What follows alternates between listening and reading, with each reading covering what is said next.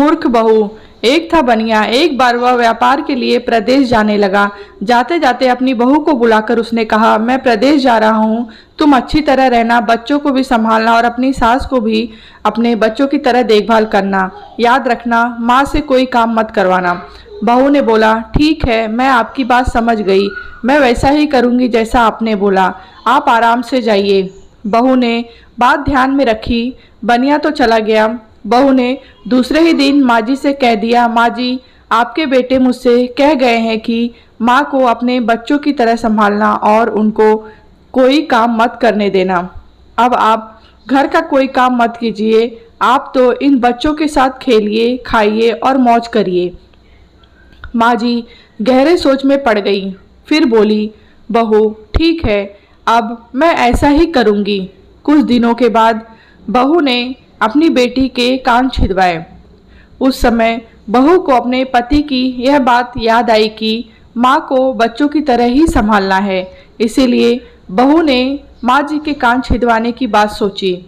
उसने माँ जी से कहा, माँ जी चलिए आपके कान छिदवाने हैं।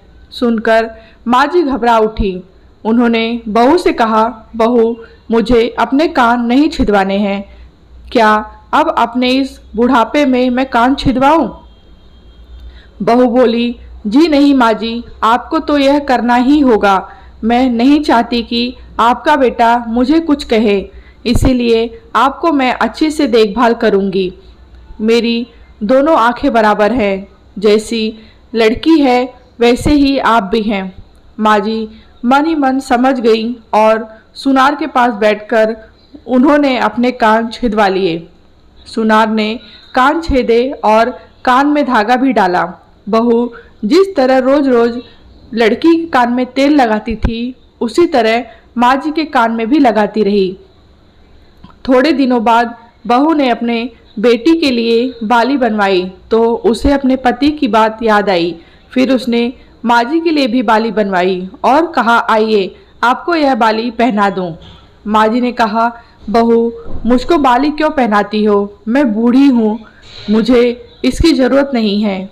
बाली तुम अपनी बेटी को ही पहनाओ, मुझको नहीं पहननी है।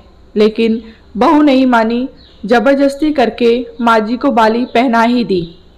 इसके पश्चात माँ जी छोटे बच्चों के साथ अपना मनोरंजन करती, घूमती खेलती और कई तरह के मौज मस्ती करती।